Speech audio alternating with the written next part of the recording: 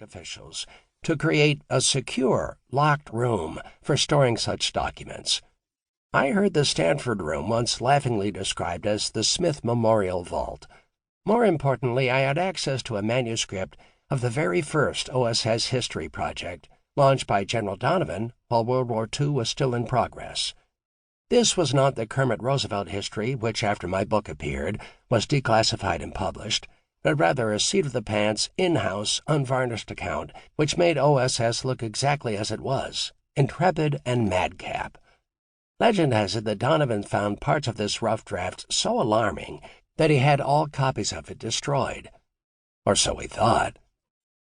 An irreverent San Francisco grande dame who worked on the history project had taken home parts of the manuscript she'd written. They were thrown into a box in her basement after the war and forgotten, until I showed up one day at her doorstep for an interview. She then unearthed piles of yellowing, secret papers and offered to let me see them, with a proviso that I would not cite them in any way. I kept my promise during her lifetime.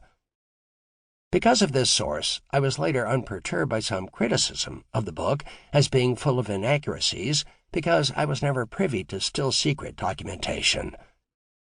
The first wave of criticism came from OSS veterans who were still in CIA service at that time, like ex-historian Sherman Kent, revered wise man of the agency's Board of National Estimates, who had warned me, even before I began writing, that I couldn't possibly get it right without burying myself in the OSS archives, which, of course, the CIA refused to let me see. After the book was published, Kent wrote an in-house CIA review of my poor attempt at historical scholarship, which he felt proved that he had been right from the start. QED. The late Walter Pforzheimer, distinguished rare book collector and founding father of CIA's Historical Intelligence Collection, also prepared a short list of various nitpicking errors he'd seen in my book and presented it to Cornelius Ryan, author of The Longest Day, who'd earlier written his own authorized biography of General Donovan. Ryan drew on Pforzheimer's memo, without attribution, to write a critical review of the book for the New York Times. Eventually, Pforzheimer decided my work was, perhaps, not all that bad. He used it as a text in classes he taught to junior intelligence officers, and in an annotated intelligence bibliography he wrote in the 1990s, pointed out that the book still has merits, despite some errors of fact, which, taken with some biased views of the author, make for uneven reading. Therefore, he concluded, the book must be read with some caution. A new generation of CIA historians has been more kind. I'm both honored and amused to see this book in a list of suggested readings on CIA's own website. The amusement comes from seeing that the oh-so-secret agency even has a website.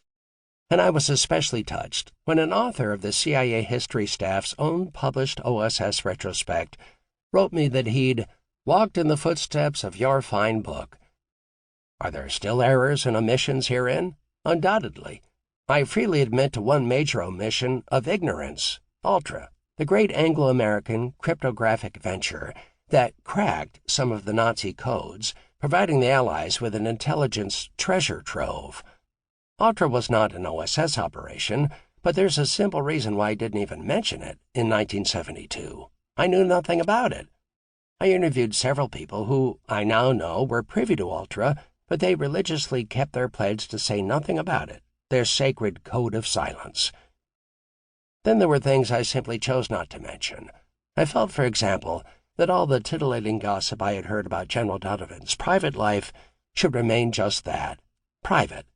Likewise, I avoided delving into all the subplots revealed to me by knowledgeable men and women of the world who explained, quite matter-of-factly, that secret agents were often linked by binding, though invisible, ties. Catholic ties, Jewish ties, Masonic ties, old-school ties, homosexuality.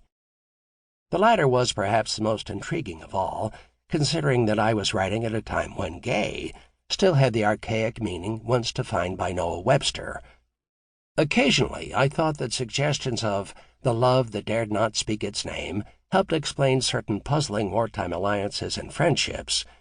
There still seems to be relatively little mention of such things in conventional military, diplomatic, and intelligence histories, which leads me to wonder if those histories may be, to some degree, off the mark in explaining